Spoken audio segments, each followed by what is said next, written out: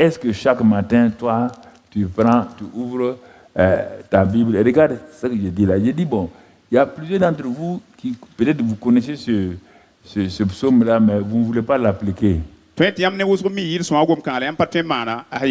Ah, sinon voilà comment je fais. Je dis simplement, bon, on a lu ça, mais maintenant on va se tenir, je vais te montrer comment tu dois le faire chaque jour, ça va t'aider. C'est pas des proclamations, non, non, je veux que ça soit bien réfléchi.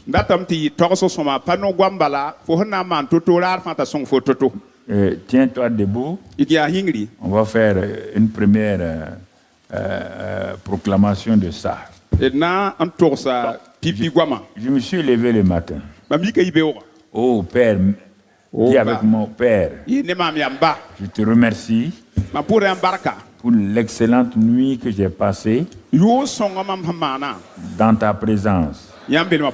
Merci pour ce jour nouveau que tu me donnes de vivre. Dans cette nouvelle journée,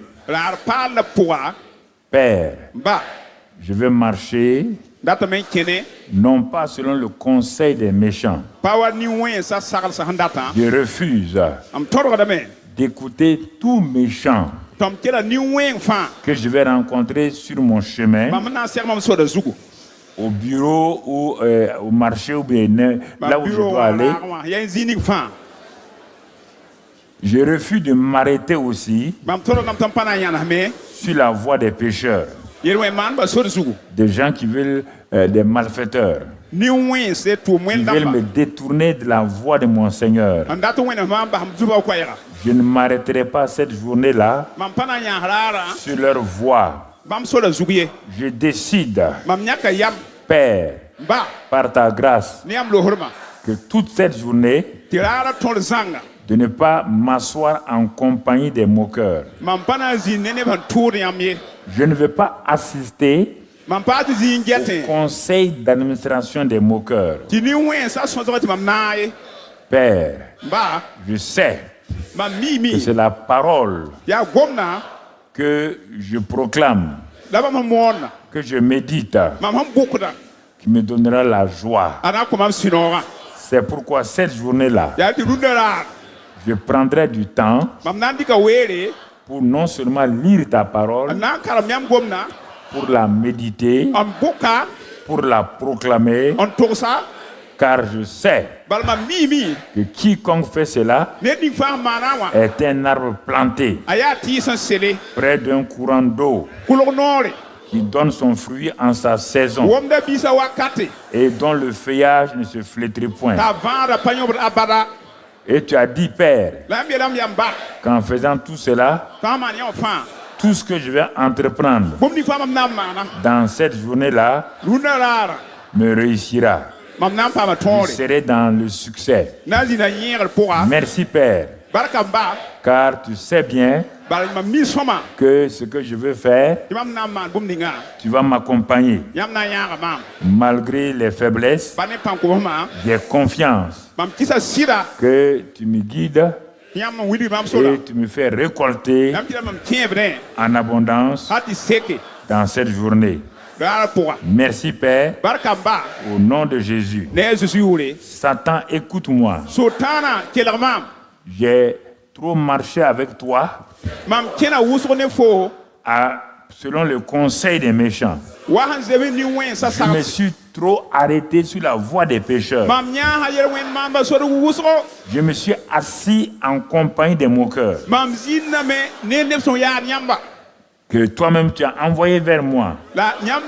Mais aujourd'hui, par la grâce de Dieu, au nom de Jésus, je casse avec toi. Je brise tout lien que j'ai mis moi-même à mon cou.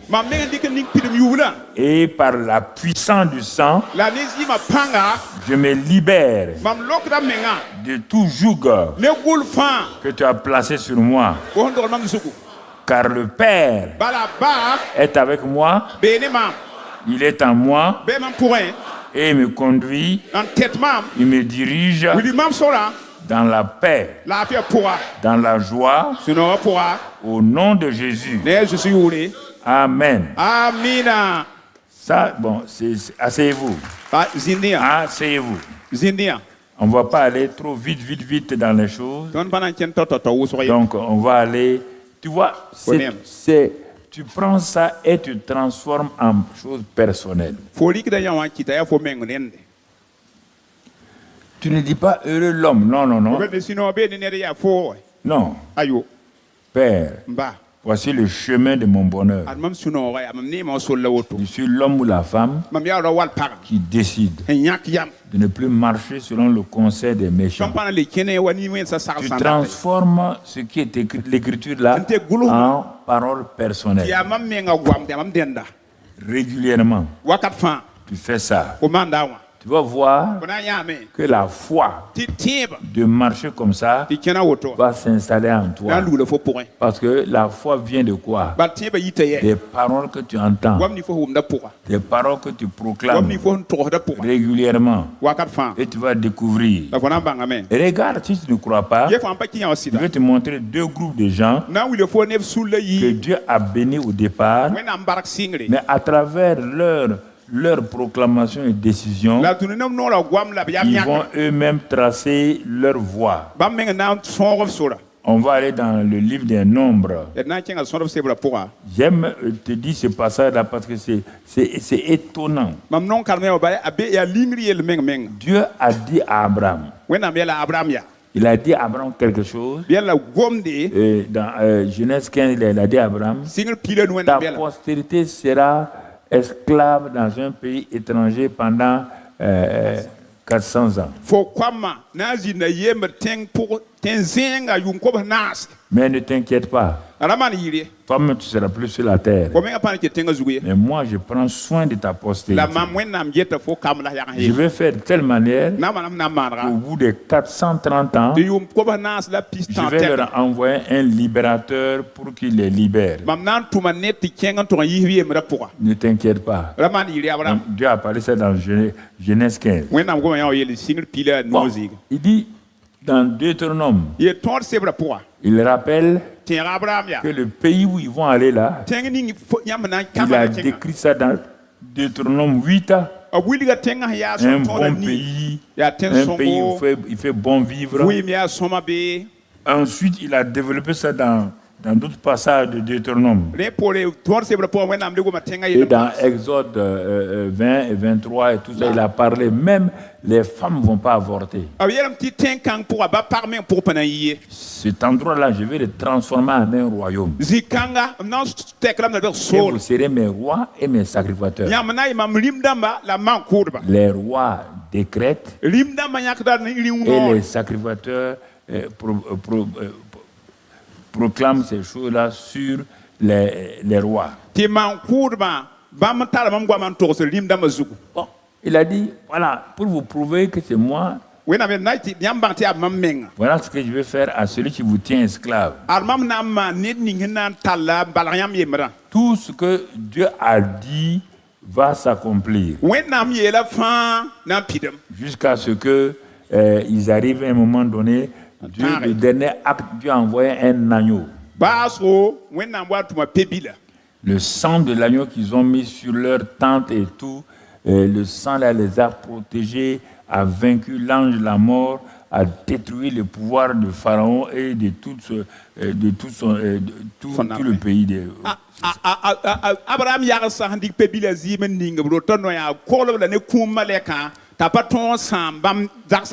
et le peuple égyptien a vu, ils ont donné tout l'argent, ils ont pourvu aux besoins des Israélites. Ils sont sortis sans dette. Prospère. Ils allaient maintenant pour prendre possession du pays promis. C'est ça que Dieu a fait avec nous en nous libérant par la croix. Le sang de l'agneau là, comme il a fait Moïse, le sang d'un animal a empêché Satan de tuer quelqu'un dans le camp israélite. Même les chiens, les chats n'ont pas été touchés. Donc, et Dieu dit, rappelez-vous de ça. De façon permanente, qu'est-ce que le sang, la puissance du sang. Maintenant, ils sont sortis. Et il y a des combats. Dieu a dit qu'ils auront des combats. Mais de ne pas oublier, lui, il sera avec eux. De faire attention, de ne pas contredire. Bon, ils sont partis. Dans Nombre 13, on ne va pas. Tu peux le noter simple, Nombre 13. Verset 1 à 3, il a envoyé les 12 tribus, il a envoyé un leader, comme les cellules ici, il a envoyé le diacre, il a envoyé l'ancien de chaque cellule, de chaque tribu. C'est tous des champions. Allez-y. Vous allez partir parce que vous devez encourager le peuple. Vous partirez là-bas. Vous allez faire 40 jours. Vous allez regarder le pays que Dieu vous a donné là. Vous les chefs là, quand vous allez venir donner le rapport au pays, au peuple, c'est avec joie qu'ils vont aller. Voilà, donc on va atteindre le pays là vite. On a envoyé 12 chefs. Ils sont allés. Ils ont exploré le pays pendant 40 jours. Et ils ont vu tout ce que Moïse avait dit. Pour montrer que Moïse avait raison, ils ont pris branches de vigne, grappes de raisin, et tout ça, ils ont mis sur les épaules. Ils sont sortis. Formidable. Ils sont sortis vivants. Sans avoir fait de guerre. Sans rien. Dieu a veillé sur eux. Bien-aimés frères et sœurs. Ils sont arrivés dans leur camp. Qu'est-ce qui va tout gâter? Leur bouche. S'il vous plaît. Des gens que Dieu a sauvés. Mais leur bouche. C'est la même chose que nous. Il a fait tuer tous les premiers-nés de l'Égypte.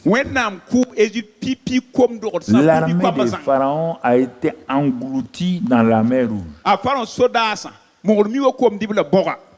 Ils ont dépouillé les Égyptiens, tout, et puis ils ont amené leur argent.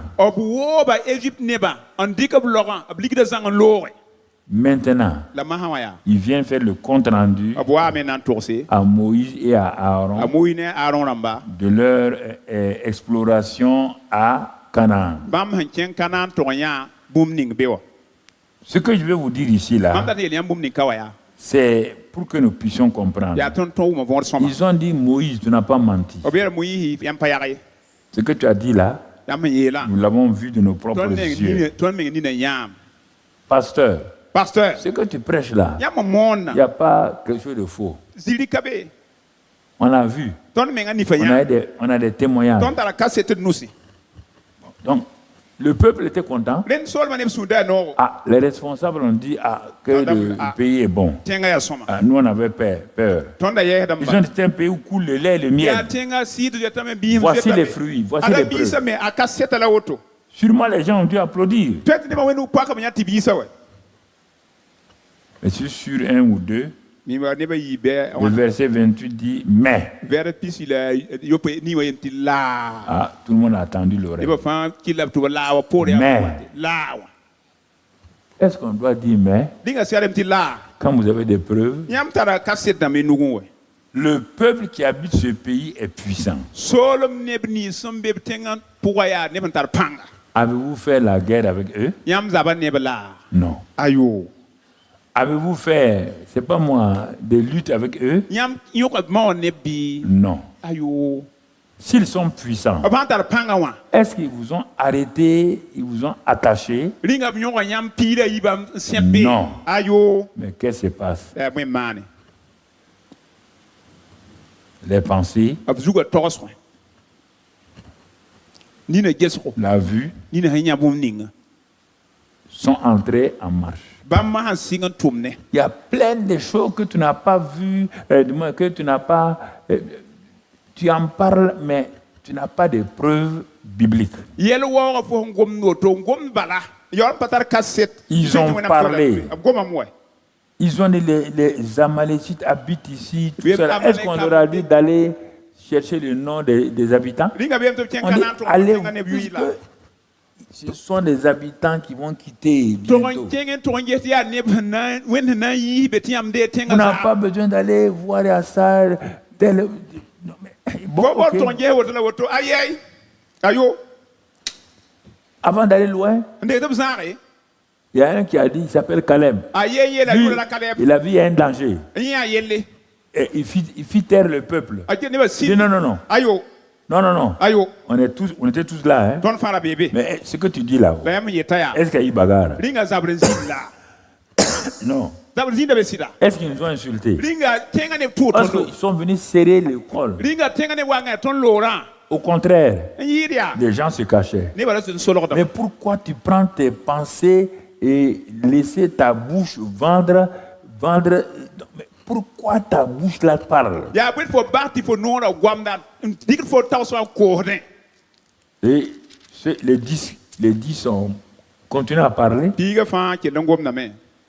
Et il dit que dans Nombre 14, toute l'assemblée éleva la voix et poussa des cris, et le peuple pleura pendant la nuit. Tous les enfants d'Israël murmuraient contre Moïse et Aaron. Et toute l'assemblée leur dit, pourquoi on n'est pas mort au désert? Regardez, ils sont en train de proclamer ce qui va leur arriver. Dieu a parlé, il se tient tranquille, il ne parle pas. C'est eux qui parlent. Ils parlent. Moïse et Aaron sont tombés sur leur face. C'est pas possible. Mais vous avez vu la fidélité de Dieu? Oui, mais et quand c'est comme ça, le mensonge vient. Quand quelqu'un proclame, tu vas voir, il ment. Il dit, on a vu ça, les gens ont dit ça. Ils ont parlé, ils ont... Josué et Caleb ont dit, et ils ne comprennent pas. Dieu est avec nous, oui ou non?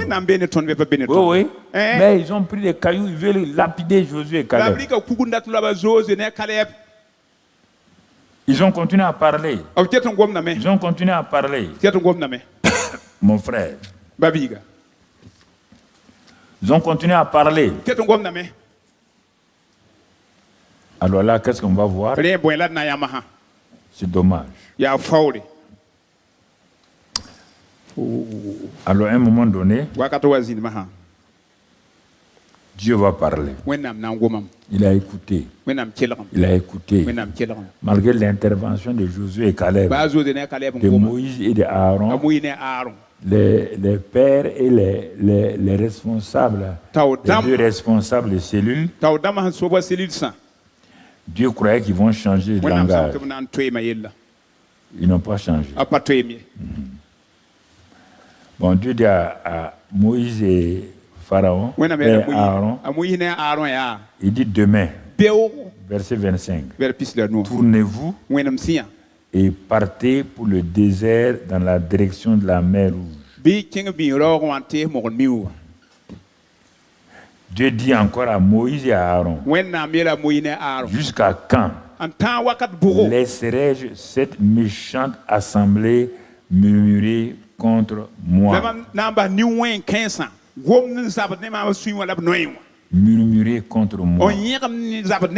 J'ai entendu les murmures des enfants d'Israël qui murmuraient contre moi.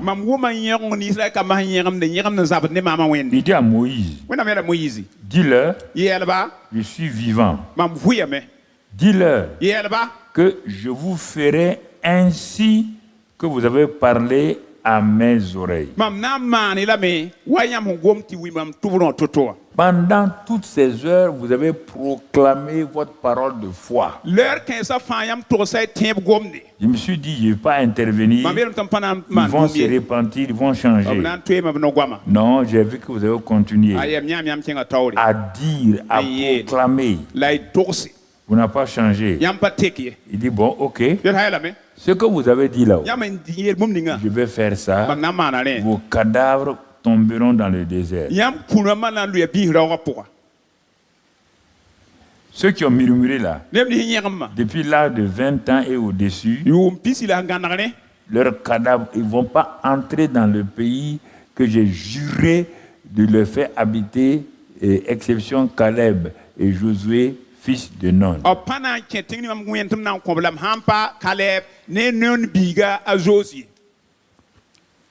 Donc, les accusateurs, deux groupes se sont formés. Les accusateurs et les avocats.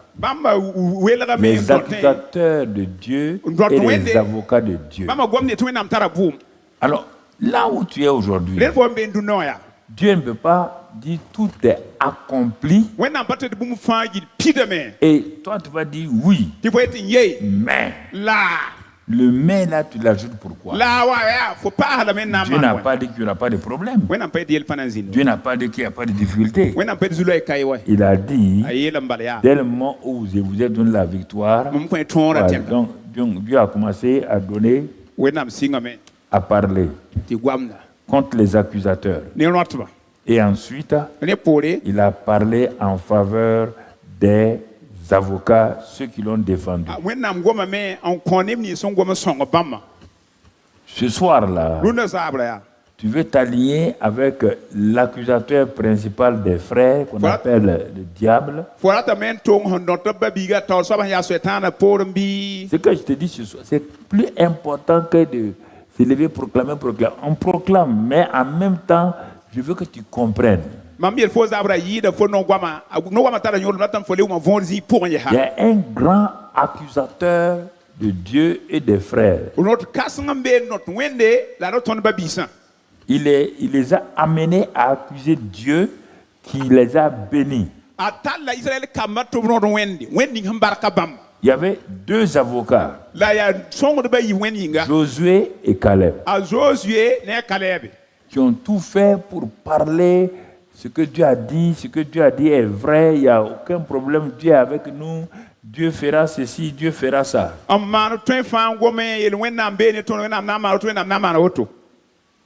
Non. Ils ont continué. Bon, Dieu va faire donc la proclamation. Il dit, puisque vous m'accusez, vous n'entrerez pas.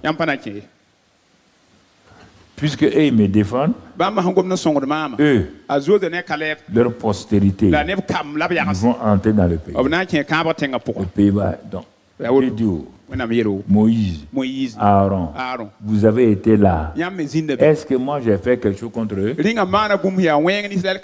Ils sont partis 12. Ils sont allés.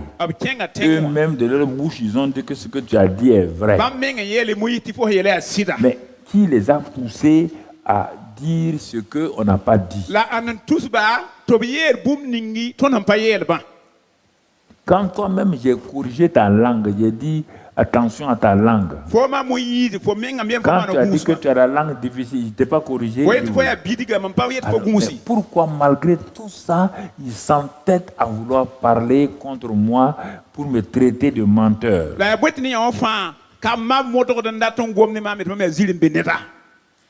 Et à cause de leurs propres paroles, je suis un Dieu juste. Je ne vais pas les punir parce que je suis Dieu. Ils ont dit qu'ils vont mourir, eux et leurs enfants, dans le désert. Ceux qui ont dit, vous avez tout fait pour dire, taisez-vous.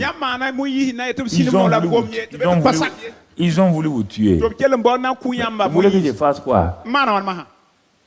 Ce que l'homme dit là, c'est ce que moi j'ai fait.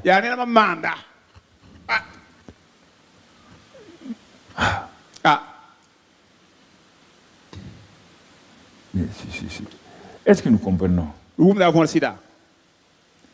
C'est pourquoi la proclamation, il faut bien l'expliquer pour que les gens ne pensent pas qu'il suffit, malgré la désobéissance, il suffit de parler, et ça va aller. Non, mon frère. Donc c'est pourquoi Dieu change notre langage. Il a changé le langage de Moïse.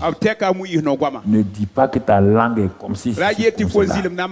Prenez ça au sérieux, frère. N'allez pas me dire que vous avez prié. Votre prière, c'est une parole. Non. Vos prières sont des paroles. Est-ce qu'elles sont alignées sur la parole de Dieu ou c'est de la mendicité ou c'est des accusations? Dieu dit qu'il fera textuellement comme je dis. Dieu dit non. Moi, j'ai dit ça. Toi, tu dis ça. Bon, comme tu ne veux pas croire ma parole là, donc je vais faire ta parole. Comme ça, ne dis pas que moi je suis contre toi. Est-ce que nous comprenons? Donc, oui, frères et sœurs. Quand je lis ça, je regarde.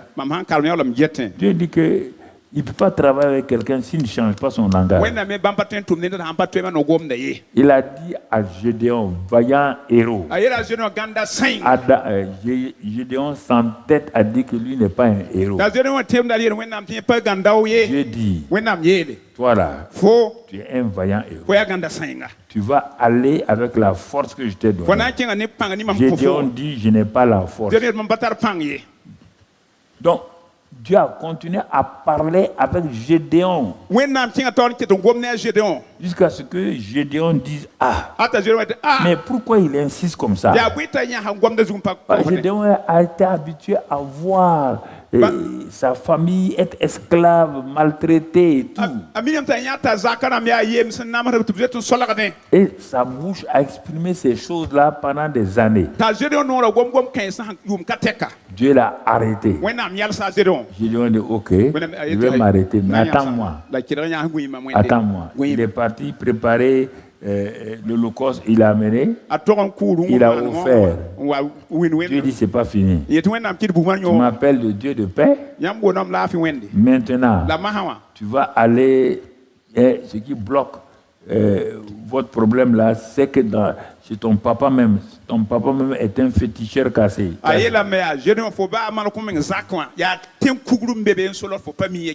Est-ce que vous entendez? Toute forme de fétiche, de gris-gris que tu possèdes dans ta maison. À partir du moment où j'ai parlé ce soir, là, que tu sois à la télé ou une chose, si tu n'enlèves pas ça, les défaites vont venir sur toi. Tu ne pourras jamais vaincre Satan en gardant que ce soit les fétiches de ton grand-père, les tu peux être chrétien et féticheur à la fois. Ça là, faut pas dire. Pas précipiter que de changer ça, je ne vais pas changer. C'est pas la peine. Ouais. Si ton gris peut te protéger, quitte le christianisme. Élie a dit devant tout le monde, peuple d'Israël, voici Baal, Astarté. Voici, moi je représente l'Éternel. Seul. Choisissez. Qui vous voulez servir? Baal ou l'Éternel? Ils n'ont rien dit. Ils ont été habitués à servir des dieux qui ne les valorisent pas. Il a fallu qu'Élie dise, bon, si ça, on va mettre les deux dieux là à l'épreuve. On va appeler le nom des deux dieux. Bon, comme vous êtes majoritaire, appelez le nom de Baal et Astarté. Le peuple dit, peut-être là on va voir la vérité. Ils ont appelé Baal depuis le matin jusqu'à midi. Il n'y a pas eu de voix. Il n'y a pas eu de voix. Quand c'est fini, Élie dit bon, je vais rentrer en scène. Comme il fait chaud là, si vous laissez, on va dire que c'est la chaleur qui a amené le feu. Prenez de l'eau, mettez sur les holocaustes là, mouillez tout. Élie dit, Éternel, quand je suis venu te voir, c'est toi qui m'as dit de venir. Ils sont plus nombreux. Ils ont le roi et la reine avec eux. Ils ont les militaires avec eux.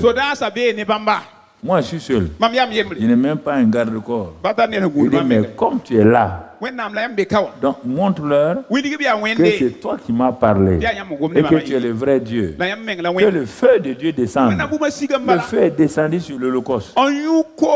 Ça a d'abord séché l'eau.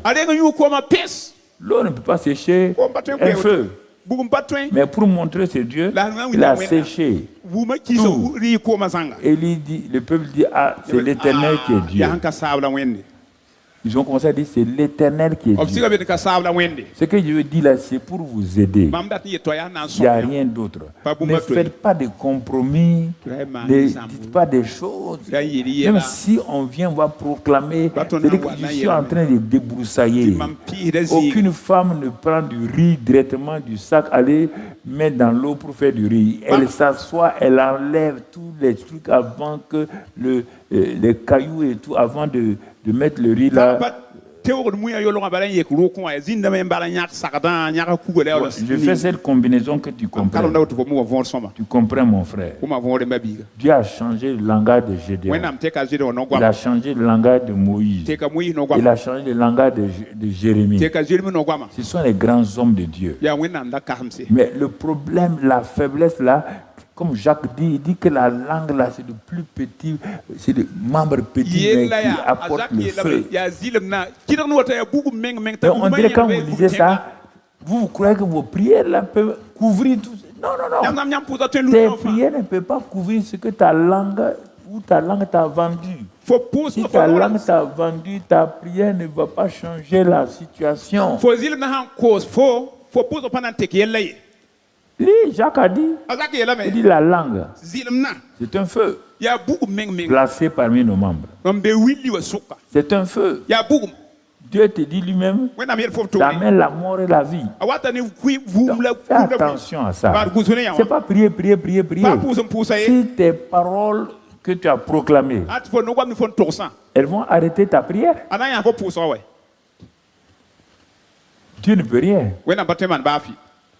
Donc apprenez quand vous voulez proclamer, asseyez-vous. Que devons-nous proclamer?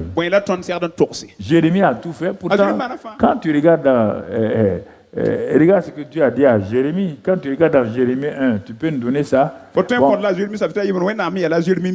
vais un peu plus parce que ce n'est pas la peine de dire d'arrêter. C'est vrai qu'il y a des gens qui logent loin. Dieu va les aider. Mais non, je préfère vous dire la vérité que ça vous aide. Le fait d'habiter loin là, il y en a des gens partout dans le monde là où les gens logent loin. Dieu va vous amener. Je préfère vous dire ça que de vous laisser découper. Jérémie 1, regarde ce que Qu'est-ce que Dieu dit? Jérémie 1, où Dieu parle. Il dit, regardez, il dit avant. Jérémie 1, 5. Ouais, vas-y. Avant que je t'eusse formé dans le ventre de ta mère, je te connaissais. Et avant que tu fusses sorti de son sein, je t'avais consacré, je t'avais établi prophète des nations. C'est ça. Dieu dit, il n'y a pas un ici, ni à la télévision, que Dieu ne connaissait pas. Ce n'est pas dans la famille Karambiri que Dieu m'a connu. Avant que je n'ai un nom, avant que je n'ai quoi que ce soit, David dit, avant un seul jour, tu avais tout écrit. Avant qu'un seul jour je vienne sur la terre, dit David, tu avais tout inscrit dans ton livre. Laisse tomber ta famille. Ta famille va t'influencer positivement ou négativement. C'est ça qui nous crée des problèmes. C'est la famille là qui doit créer des problèmes. Pourquoi Dieu dit à Abraham, quitte, c'est-à-dire, quitte. Il n'a pas dit d'abandonner ses parents, mais quitte le système de pensée. Quitte leur manière de vivre. Sinon, tu ne vas pas prospérer. Tu ne vas pas aller de l'avant. Regarde. Regarde. Je t'avais établi prophète des nations. Bon, il a essayé de discuter. Va un peu où il a... Je ne sais pas parler. Ouais, tout le temps. Moïse a dit qu'il ne sait pas parler. Donc, Moïse sait que la langue est importante. Jérémie dit qu'il ne sait pas parler. Donc c'est la langue là qui détermine votre succès ou votre échec. Je vous en supplie, c'est votre langue là. Ne parlez pas des choses sur vous, sur vos enfants. Ne parlez pas sur votre mari. Non. Il faut dire à ton mari, il n'y a pas d'injustice. Voilà. Tout le temps, je t'entends parler des gens là. Ça, ne te regarde pas. N'encourage pas ton mari à tomber dans quelque chose qui va vous détruire. C'est Jézabel qui a mis dans la bouche de Akab des paroles qui ont détruit Akab.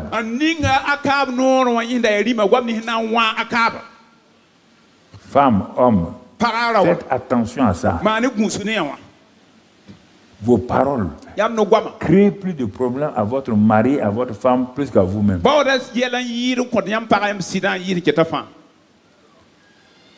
Ta manière de réfléchir peut créer des problèmes à ta femme. Ah oui, mais on a vu, on t'a fait ça. On dirait qu'on ne t'aime pas. Laisse ça tranquille. Laisse ça tranquille.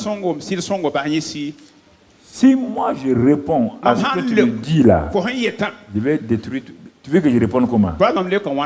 Tu viens dire à ton mari.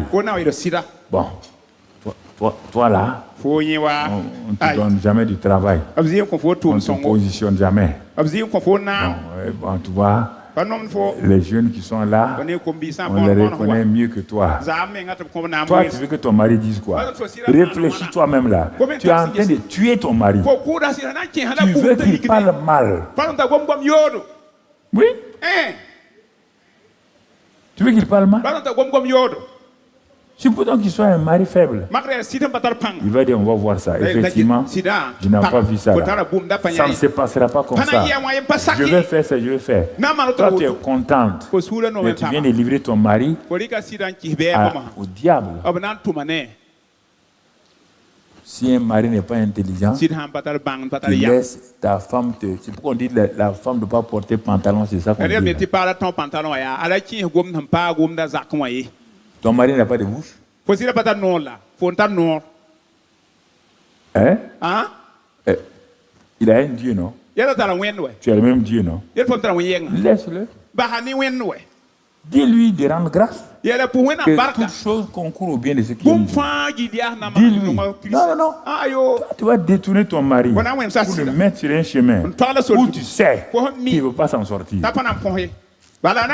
Supposons, je dis comme ça, hein, c'est pas... Supposons que tu conduis ton mari contre le pasteur principal. Et lui se promène, il parle. Tu as livré ton mari à la mort. Dieu ne permettra jamais qu'il vainque le pasteur principal. Et le pasteur principal ne sait même pas qu'il y a problème. Mais ce sont tes pensées qui poussent ton mari à faire ça là. Mais tu vas détruire ton mari. Il ne peut pas contre l'onction du pasteur principal. Surtout s'il n'a rien fait.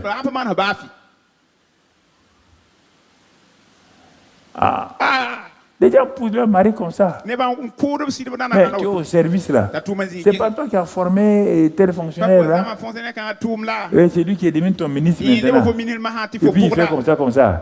Donc, tu veux pousser ton mari à saboter le travail du ministère. Tu es en train de le conduire à la destruction.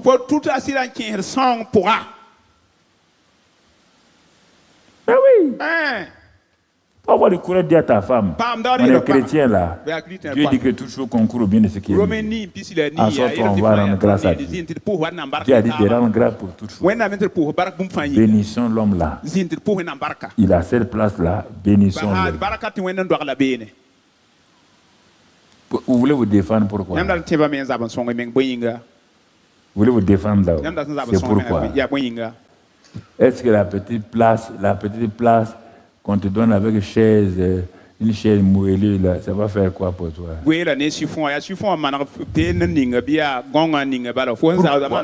C'est le piège. Satan veut que vous parlez. Et quand toi tu viens quelque part, tout le monde fuit. Par tes paroles que tu vas proclamer là. Les gens se disent, il faut aller parce que là, quand il vient quelque part, il ne parle jamais bien. La vérité libère. Quand tu dis, ah, je dis la vérité là, regarde, est-ce qu'elle a libéré les gens? Toute vérité qui ne libère pas est du mensonge. Il faut arrêter les choses des Africains là. Quel ton tien là? Ton tien là sert à quoi? Moi je dis la vérité. Hein. Si ta vérité là tue des gens, tu es un criminel. On dit la vérité libère. Toute vérité que tu dis, c'est pour détruire la renommée de quelqu'un. Tout ce qui sort de ta bouche, c'est la vie ou la mort. Dieu l'a dit. Moïse a dit qu'il veut parler. Il dit, je t'envoie pour libérer. Si tu ne parles pas bien là, tu vas les libérer comment? Quand ils vont murmurer, tu vas murmurer avec eux. Jérémie, Dieu dit à Jérémie, je t'ai appelé aussi pour libérer. Il y a un enfant qui ne sait pas parler, il dit ça ne marche pas avec lui. Si tu ne sais pas parler, tu seras un criminel. Tu vas tuer les gens. Chaque fois que quelqu'un dit qu'il ne peut pas parler, Dieu n'a jamais été d'accord avec cette personne. Mais Jérémie n'a pas tout écouté. Regarde, dis un peu plus bas. Où Dieu a dit qu'il va le placer pour faire quoi? Regarde, Dieu pour l'encourager, comme Moïse, là, Dieu lui a dit quoi? Et l'Éternel me dit, ne dis pas je suis un enfant. Car tu iras vers tous ceux auprès de qui je t'enverrai et tu diras tout ce que je t'ordonnerai. Tu diras tout ce que je t'ordonnerai. S'il vous plaît, dites ce que Dieu a dit. N'allez pas vous asseoir critiquer des gens. Si quelqu'un vient s'asseoir, il critique son frère, lève-toi et parle. Si tu rentres dans ça là, tu auras problème. Dieu va te demander, si tu ne crois pas à ça, va lire dans Romains 1. Tu t'assois avec des menteurs. Tu crois que je ne te vois pas? C'est écrit dans Romains. Tu t'assois des manques, tu marches avec des voleurs. Tu dis que moi, tu crois que je ne te vois pas? Il te voit. Il y a des choses que Dieu nous dit, on ne veut pas accepter. Bon, dis-le, qu'est-ce que Dieu l'encourage? Ne les crains point. Ne les crains point, ne crains pas. Car je suis avec toi pour te délivrer, dit l'Éternel. Avant qu'il commence son ministère, Dieu lui dit tout cela. Puis l'Éternel étendit sa main et toucha son nez. Et l'Éternel me dit, et l'Éternel toucha son nez. Non, ça me regardez beaucoup comme ça là. Il toucha son nez. Il toucha quoi? La bouche joue le plus grand rôle. Même quand vous dites vous priez là, c'est avec vos yeux. C'est pas votre bouche, non? C'est la bouche qui vous crée des problèmes. Ah, moi je parle, hein. Parle et meurs. Tu parles, tu meurs. Ta parole te tue. Ta parole te tue. C'est Dieu qui l'a dit, c'est pas moi. Je mets mes paroles dans ta bouche.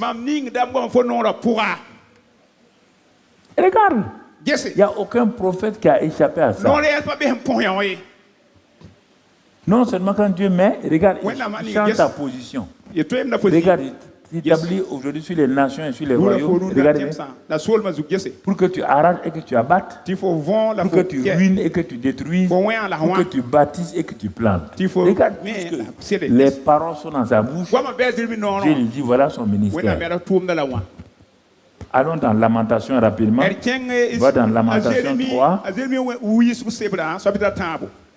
Lamentation 3. Bon, tout ce que Dieu a dit là, regarde ce qu'il dit. Il n'a pas écouté Dieu. C'est pourquoi il va écrire, Dieu va le faire écrire le livre des Lamentations. Un prophète à qui on a parlé dans Jérémie 1. Le voilà, Dieu dit, ça n'est assez. Tu vas écrire un livre et tu vas l'appeler Lamentation. Un pasteur lamentateur. Un prophète lamentateur. Une femme de pasteur lamentateur. Un diacre lamentateur. Un ancien lamentateur. Un prophète, un pasteur, un évangéliste lamentateur. Dieu, regarde, Dieu lui a dit. Regarde ce qu'il dit maintenant. Je suis l'homme. Au lieu de dire que j'ai vu la gloire de Dieu, j'ai vu la misère sous la verge de sa furie. Il parle de Dieu comme ça. Regardez ta manière de parler. Il parle de Dieu comme ça. Tout le ciel est silencieux. Tout le monde l'écoute. Personne ne lui parle. Il est en train de s'auto-détruire. Continue, lis la suite vite. Il m'a conduit, mené dans les ténèbres et non dans la lumière. Regarde, il est fou, hein, il est devenu fou. Dieu conduit quelqu'un dans les ténèbres. Prophète. Continue. Contre moi, il tourne et retourne sa main tout le jour. Ce sont tes pensées qui font ça. Dieu va, mais Dieu va s'occuper. Toi, tu es qui? Tu es orgueilleux en plus. Dieu le va contre toi. Tu es parti. Si Dieu est fou, tu es parti. Il faut arrêter l'incensérie là. J'appelle ça des incenséries. Il faut arrêter ça.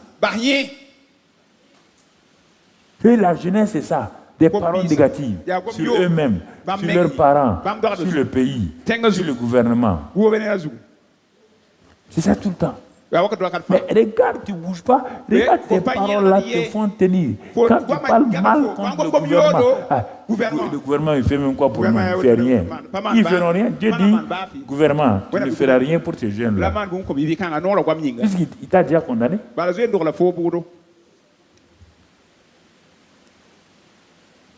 Bon, va jusqu'au verset 20. Quand mon âme s'en souvient. Donc, ça veut dire qu'il passe son temps à faire quoi? Penser. Il dit, quand mon âme s'en souvient, elle est quoi? Elle est abattue au-dedans de moi. Quand ton âme se souvient de ce que Dieu t'a dit dans Jérémie 1 ou bien quoi? Non.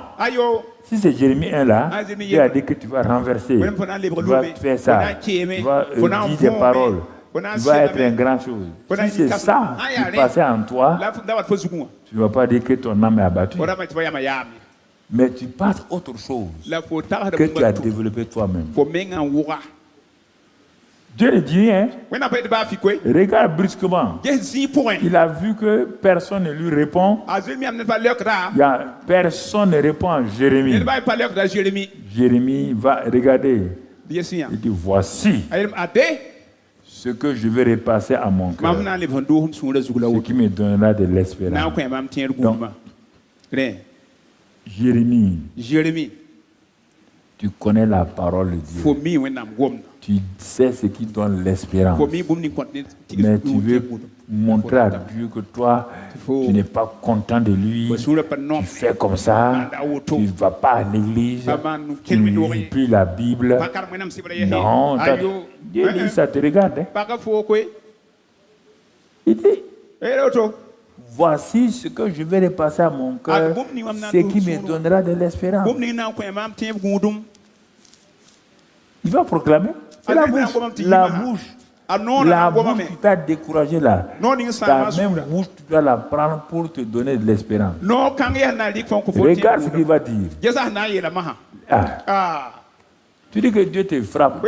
Maintenant, donc, il savait bien que les bontés de l'Éternel ne sont pas évidentes. Il le sait, mais il ne veut pas dire. Parfois, vous fâchez contre Dieu.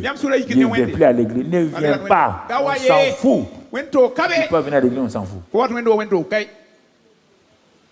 Toi, tu veux oublier Dieu? Les bontés de l'Éternel ne sont pas épuisées. J'ai vécu ça. Je t'ai dit ça.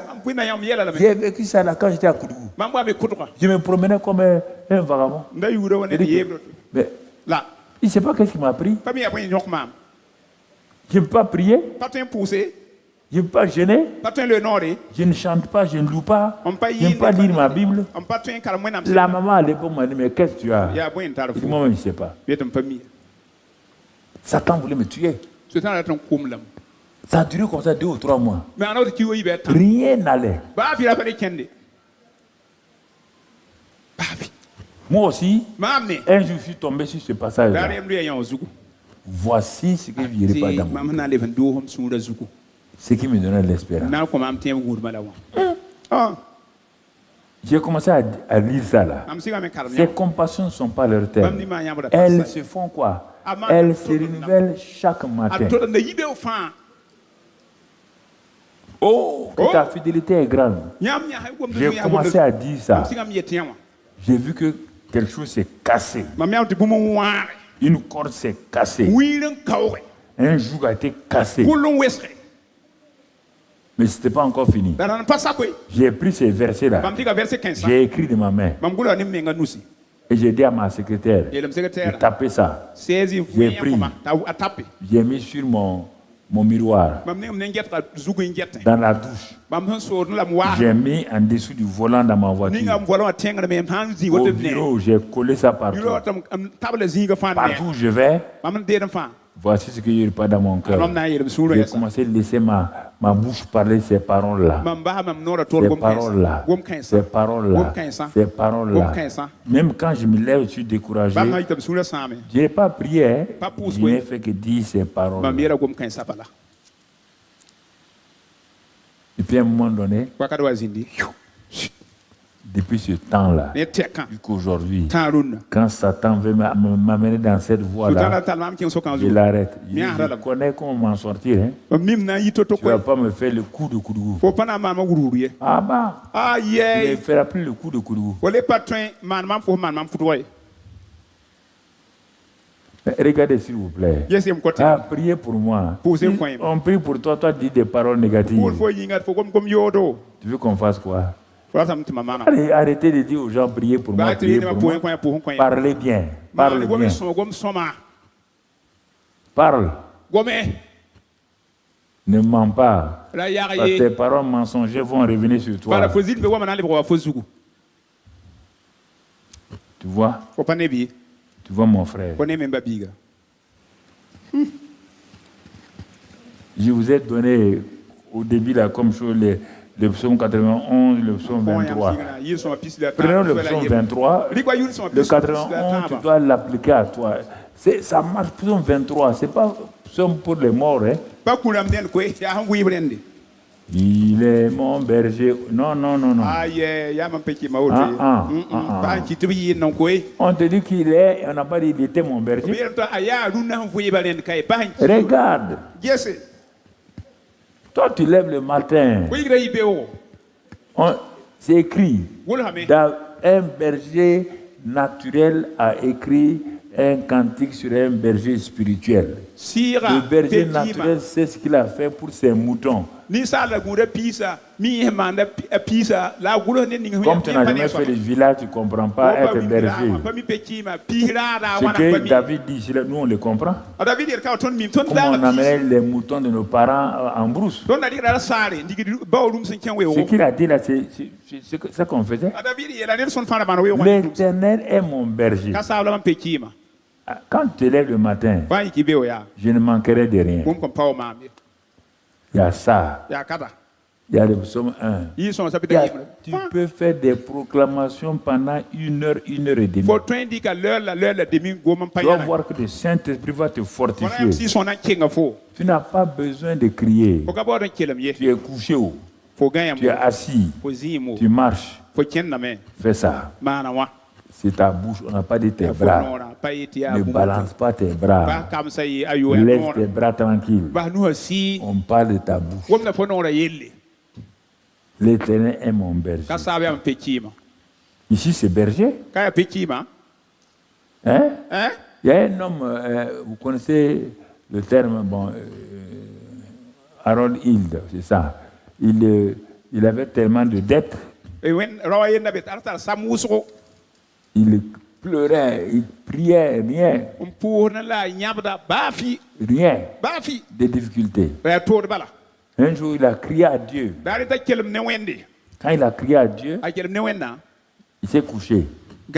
La nuit, Dieu lui montre le psaume 23. Mais le psaume 23 là, il le regarde. Amène-moi le psaume 23 tranquillement.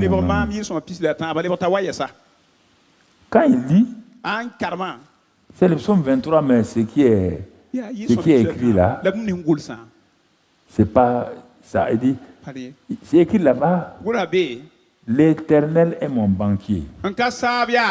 Dans son rêve là, au lieu de mon berger, il dit mon banquier. Il ne serait plus endetté. Donc, tout ce qu'il voulait là, Dieu a changé ça là. Donc, continue.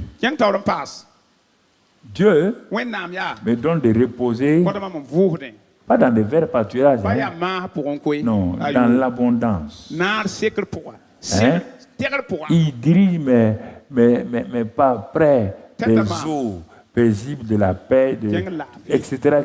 Donc, tout ce qui était problème, il ressort mon âme parce que mon âme était abattue. Il me conduit dans les sentiers des investissements nouveaux à cause de son nom. Donc, et quand je marche dans la vallée de la dette, je ne crains aucun mal. Étant mon banquier, son autorité et sa puissance me rassure. C'était comme ça. Tu dresses devant moi une table. Tous mes créanciers là, quand on va les négocier, ils vont changer donc leurs termes, ils ne vont plus me poursuivre. Et même en face de mes adversaires, ceux qui veulent ruiner mes affaires, mon oint en face d'eux et ma coupe déborde. C'est-à-dire que mes comptes vont être fermés et remplis. Oh, à cause de ça, le bonheur et la grâce reviennent encore.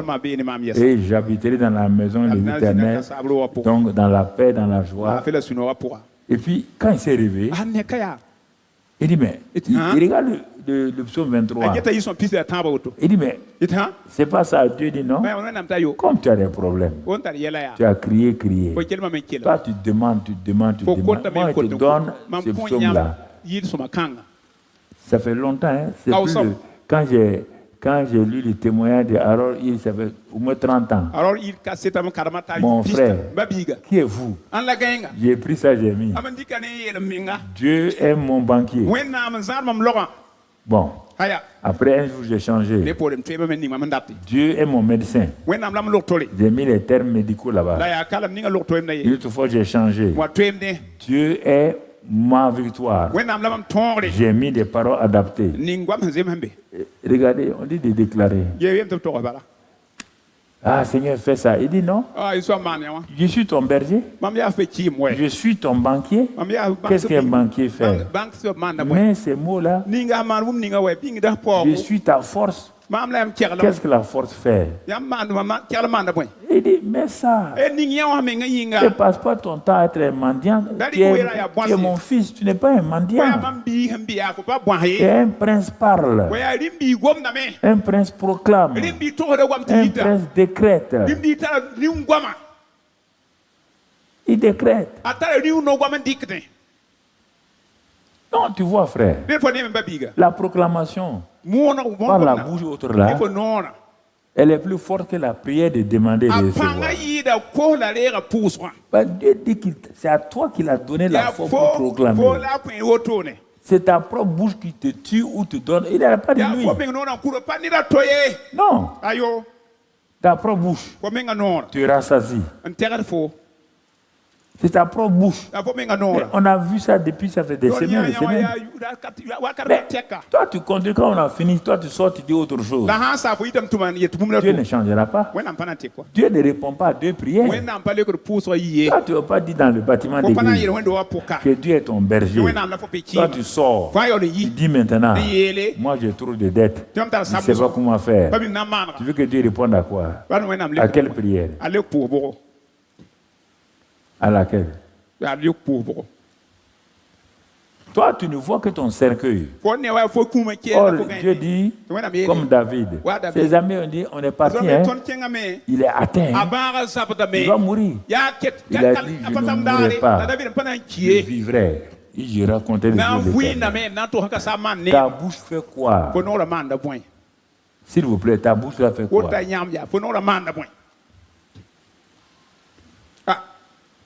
Ta bouche fait quoi?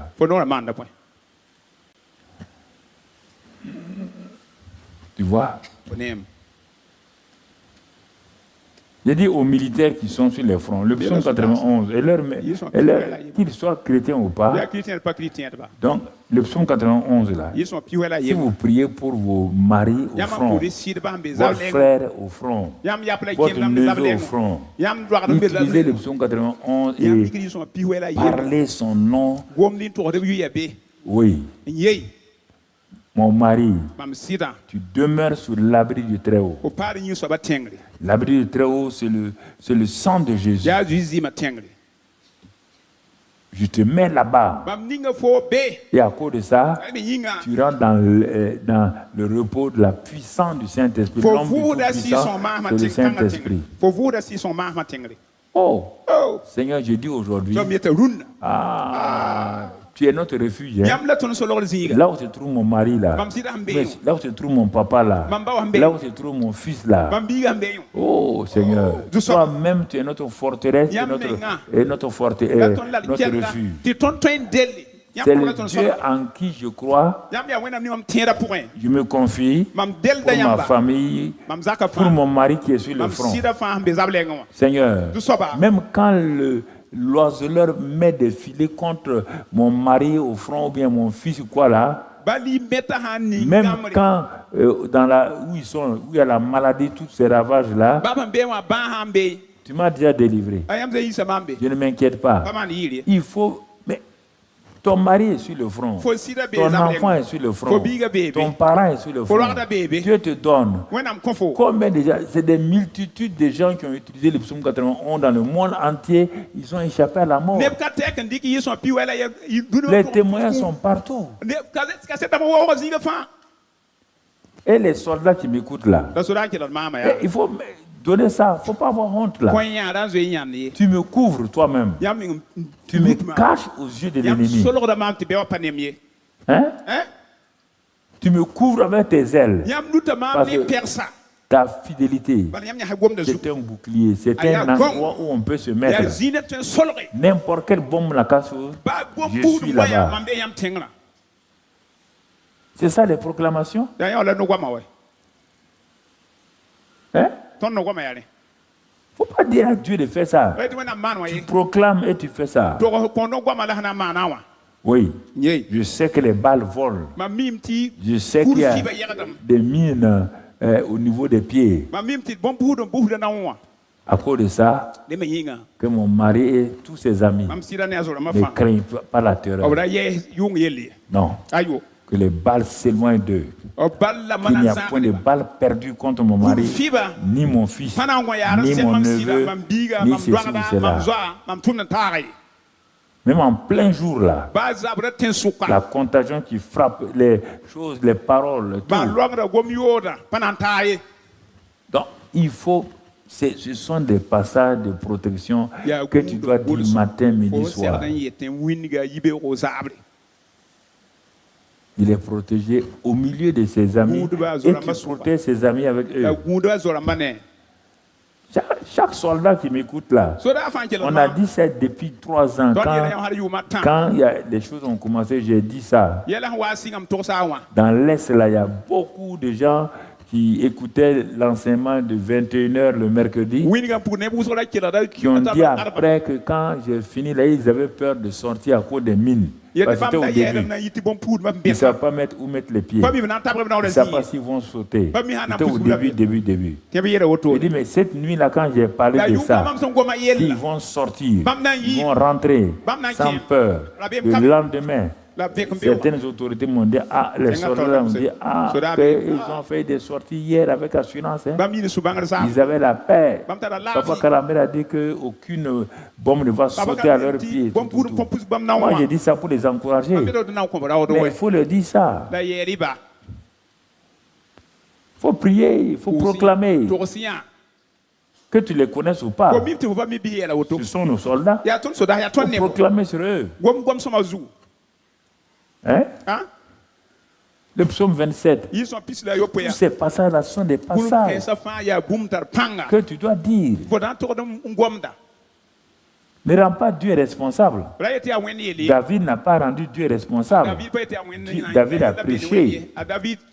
Il dit, mon âme, toi là tu es ingrat. Hein? Pourquoi? Il dit, je t'ordonne, à partir de maintenant, mon âme, tu bénis le Seigneur. Pourquoi? Et tu le bénis pour tous ses bienfaits. Donc, tu n'es pas de condamné. Ce n'est pas lui qui pardonne tous tes péchés. Allez, mon âme, bénis-le. Parce qu'il pardonne tous tes péchés. C'est pas fini? C'est lui qui guérit toutes tes maladies. Il dit, mon âme, ouvre ta bouche. Il guérit tes maladies. Ah. Il te délivre de la vie et de la force. Il dit, mais même dans ta vieillesse là, voilà ce qu'il fait. Il te donne la force du buffle. Mon âme, pourquoi tu laisses la bouche cousue? Bénis-le. Non, non. Seigneur, toi-même guéris-moi. Bénis le Seigneur. Psaume 103. Et pourquoi vous êtes paresseux? Vous voulez mettre tout. Jésus, il a tout fini. Tout est accompli. Prends ces paroles-là, le matin, le soir, quand même tu es couché tout seul là. Tu ne peux pas dire beaucoup de choses. Dis quelques phrases. Tu as dit que tu es avec moi la nuit. Que la nuit même, l'ange de l'Éternel campe autour de moi. Merci Père. Dis tout ça. Proclame tout ça. S'il te plaît. Ne va pas pleurnicher que Dieu n'a pas. Non.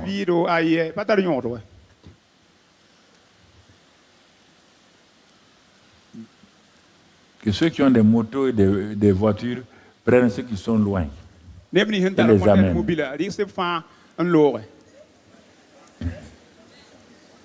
Non, mais il ne faut pas sortir. Tu sors, tu n'as rien, tu n'as personne dans ta chose. Mais tu peux aller faire un détour là, aller poser quelqu'un et puis aller chez toi. Oui, papa, c'est vrai. Je rends grâce à Dieu. Ah bon? Je ne suis pas malade, je suis en bonne santé. Ce que j'ai vécu tout de suite là, j'ai bu quelque chose, ce n'est pas la nourriture de ma femme. J'ai acheté quelque chose et j'ai bu. C'est un ennemi. Mais quand il a bougé, je suis parti l'évacuer, il est parti dans le trou. Je suis en très bonne santé. Ne vous dérangez même pas. Je suis en forme. Amen.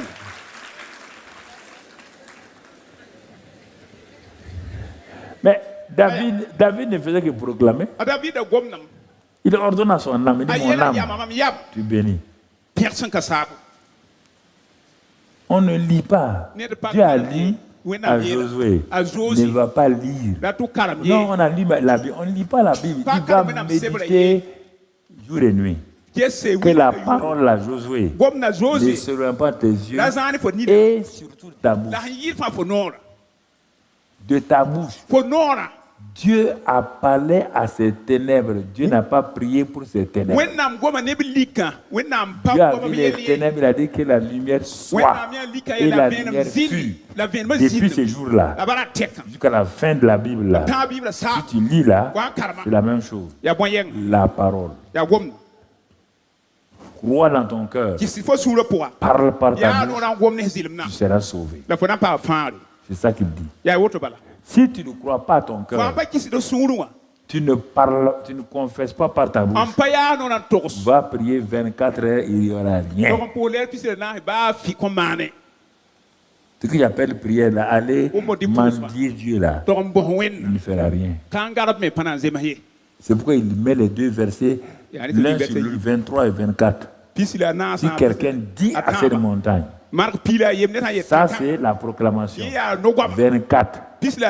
Si quelqu'un prie, demande, croit, ce qu'il a demandé là, ça c'est la prière normale. Demander et recevoir. 23, c'est la proclamation. De toute manière, les deux là, ta bouche doit s'ouvrir. Et ton cœur doit croire. C'est pas la longueur, c'est pas 10 jours de prière, c'est pas 48 heures de veillée de prière. Il rentre, il sort, il n'y a rien. Rien. Rien. Et regarde toi-même. Tes prières longues là. Où sont les résultats? Tu vas prendre la retraite bientôt. Tu n'as pas une maison pour ta famille alors que tu as eu de l'argent. Tu n'auras même pas une maison pour ta famille. Parce que tu ne parles pas. Tu ne parles pas. Il faut parler. Apprends à parler. Pas murmurer avec Dieu. Il ne faut pas gémir. Quand je finis ça, il ne faut pas m'écrire pour dire papa, prie pour moi. Prie pour mes affaires. Moi, j'ai fini de parler 3 heures. Toi, tu vas me dire de prier pour toi. Pour faire quoi? Ta bouche est faite pour quoi? Quand c'est pour critiquer, ta bouche parle. Insulter, ta bouche parle. Et tu es incapable de proclamer sur ton affaire. Non, je ne sais pas. Ou bien, si tu ne crois pas en toi-même, quel est le jour où tu vas croire? Si tu ne crois pas en toi, on va faire quoi? On dit si tu crois, si tu confesses, tu auras. On n'a pas dit le pasteur. On a habitué l'église à dire on va prier pour vous, prier pour vous. C'est pas vrai. Dans la Bible, tu as vu ça où? On va prier pour les gens. On dit, si à la rigueur, si quelqu'un est malade, il n'a qu'à appeler. Il doit ouvrir sa bouche. Il a péché, il n'a qu'à confesser ses péchés. En dehors de ça, c'est toi. On dit, tu souffres, non? Parle. Donc, ouais, prenez ça au sérieux. Prenez ça au sérieux. Vous allez voir que les choses vont changer. Mais l'ennemi ne te laissera pas faire. Il connaît la puissance de la parole parlée. Il connaît ça. Il faut aller. L'Éternel dit, je suis l'Éternel qui te guérit. On va terminer par ça. Quiconque est malade ici, ou à la télé, ou à Internet, c'est ça la dernière prière. Si tu crois ça, ce soir même demain, tu vas témoigner. Dieu, écoute-moi. Si tu es dans un cas comme ça, ou bien un parent, ou un enfant, si tu peux te tenir debout, tu te tiens debout. On va terminer par ça. Exode 15, 26, Dieu dit là-bas, il dit, je suis l'Éternel qui te guérit. Si tu n'es pas malade, tu peux tendre tes mains vers ceux qui sont debout. Dieu te parle ce soir, enfant de Dieu, fille de Dieu, fils de Dieu. Je suis l'Éternel il se présente à toi. Il dit, c'est moi ton médecin personnel. Disons même dans un vocabulaire un peu russe, je suis ton guérisseur. Les gens ne veulent pas cette parole-là parce que le médecin ne guérit pas, le médecin soigne. Voilà. Bon, si on dit que Dieu est ton médecin, ça veut dire qu'il te soigne simplement. Mais s'il est celui qui guérit, le mot là, Satan a fait que le mot là est devenu un mot bête. Un mot, les gens ne veulent pas dire, ça c'est, on dirait c'est la sorcellerie. Dieu est un guérisseur. Il n'est pas un médecin. Donc, dit, je suis l'Éternel qui te soigne. C'est ça qu'il a dit? Qui te? Pourquoi? Parce que par les meurtrissures de mon fils, j'étais déjà quoi? Bon, voici les deux passages. Il dit, je suis l'Éternel qui te guérit. Parce que par les meurtrissures de mon fils, à la croix du Calvaire, je t'ai guéri. Je t'ai guéri. Donc, dis avec moi, Seigneur, je crois ta parole. Je ne veux pas quitter ce lieu ce soir sans proclamer ce que toi-même tu as dit. Et tu as dit que tu es l'Éternel qui me guérit. Et tu as dit encore que quand ton fils est mort à la croix de Calvaire, il a pris mes infirmités. Il s'est chargé de toutes mes maladies et de mes douleurs. Et que par les meurtrissures de mon fils, je suis guéri. Sur la base de cette parole, je crois dans mon cœur maintenant, ce soir, que ma guérison devient effective. Quel que soit le mal que j'ai dans mon corps, écoute-moi. Quand Jésus a parlé au figuier, le figuier l'a entendu. Le figuier a obéi. Il a séché et il est mort. Ce soir, maladie, infirmité qui agissent dans mon corps ou dans le corps de mon mari ou de mon enfant. Maintenant, je te parle car j'ai l'autorité au nom de Jésus. Je te parle, je t'ordonne, je décrète que c'est la fin de ta présence dans mon corps ce soir, car Jésus a guéri toutes mes maladies. Par ses meurtrissures, je reçois la bonne santé. C'est pourquoi vous allez dire le nom de la maladie tout doucement que vous avez. Quitte mon corps. Dites le nom de la maladie. Quitte mon corps. Car Jésus a fait l'opération.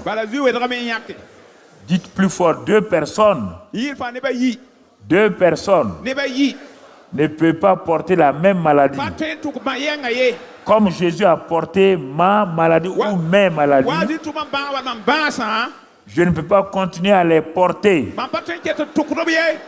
Jésus m'a débarrassé de cette maladie ou de ces maladies. Et en retour, le Père a mis sur moi la guérison, la bonne santé. Ce soir, je m'approprie, je prends possession de ma guérison, de ma bonne santé. Tu m'entends? Esprit d'infirmité, tu libères mon corps, tu quittes mon corps, car tu es maudit. Christ, par son sang, t'a vaincu et m'a libéré. Ce soir, esprit d'infirmité, esprit de maladie, quelle que soit son origine, maladie héréditaire, maladie mortelle, j'arrête maintenant votre accès dans mon corps. Toute action est arrêtée.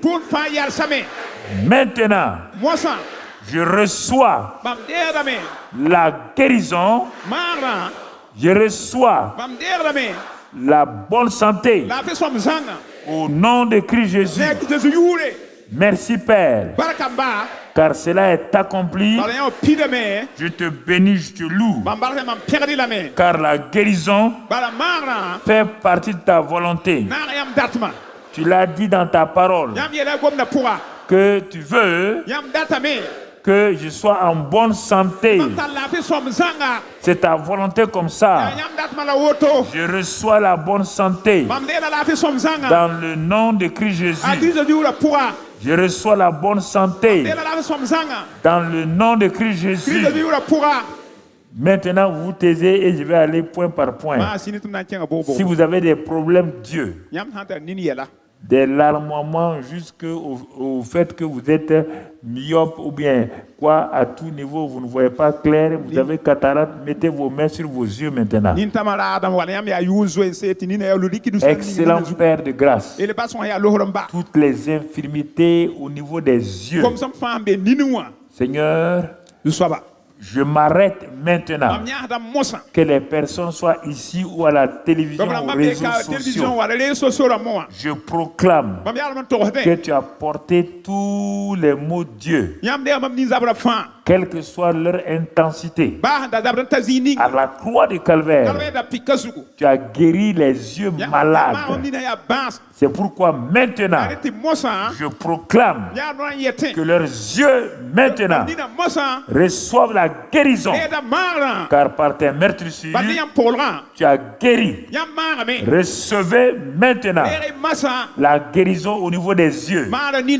Quelle que soit la gravité de ce mal-là, au nom de Christ Jésus, recevez la guérison de vos yeux. Ceux qui ont des problèmes d'oreille, mets ta main, si c'est une oreille ou les deux oreilles, que ce soit un écoulement de liquide venant ou des bruissements dans les oreilles, comme les enfants, une forme d'otite dans les oreilles. Mets ta main, ou des oreilles qui sifflent, ou n'entendent pas bien. Mets ta main. Père, nous avons ce soir-là décidé d'affronter l'ennemi sur la base de ta parole.